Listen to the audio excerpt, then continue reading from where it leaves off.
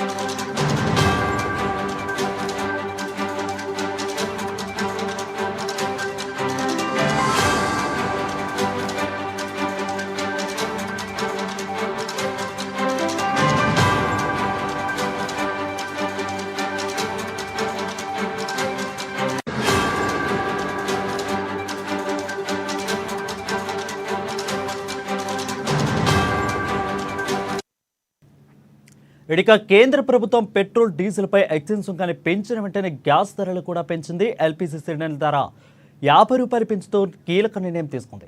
ఇది ఉజ్వల పథకం సిలిండర్కు వర్తిస్తుందని తెలిపింది. ఈ ధరలు రేపటి నుంచి కూడా అమల్లోకి రానున్నాయి. ధరల పెరుగుదలపై కేంద్ర పెట్రోలియం మంత్రి హర్దీప్ సింగ్ పూరి స్పందించారు.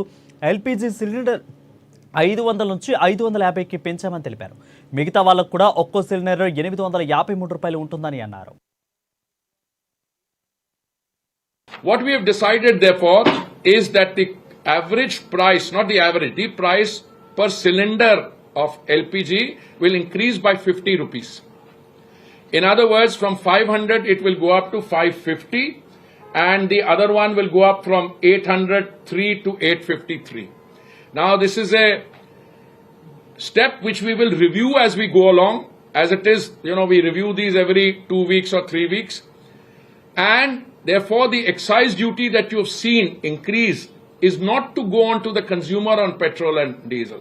As I kept telling you, that excise increase is intended to compensate the oil marketing companies for the 43,000 crore that they have incurred as a loss on the gas part of it.